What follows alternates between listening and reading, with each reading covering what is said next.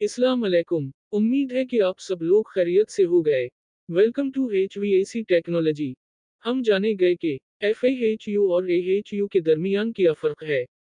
तो हमें air handling unit कहाँ पर मिलते हैं? एयर हैंडलिंग यूनिट्स, जिनका आमतौर पर AHU का मुखफ़्फ़फ़ होता है, ये तिजारती और सनती इमारत में पाए जाते हैं और आमतौर पर तहखाने में वाक़ होते हैं, छत पर या इमारत के फर्श पर।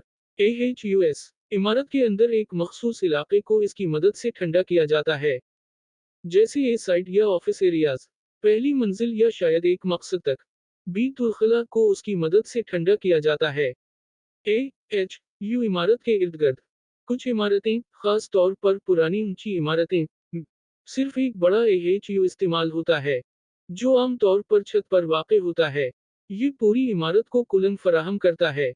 हो सकता है कि उनके पास वापसी की नाली ना हो। कुछ पुराने डिजाइन हवा पर इन्हिसार करते हैं, लेकिन ये डिजाइन अब इतना आम नहीं है नई इमारतों में, क्योंकि ये बहुत नाकारा है।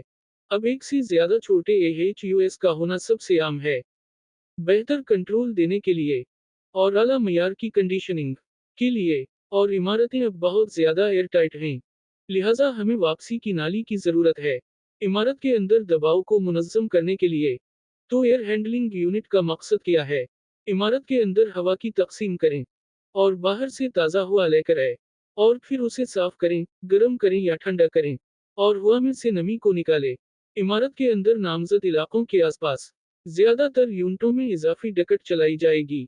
फिर इस गंदी हवा को कमरों से बाहर निकालने के लिए वापस AHU पर जाएं, जहां परसतार इसे खारिज कर देगा। माहौल में वापस इस वापसी में से कुछ हवा को दोबारा से निकाला जा सकता है, तवानाई को बचाने के लिए ताज़ा हवा की फराहमी में वापस कर सकता है। इस पर हम बाद में इस वीडियो में एक नज़र डालेंगे।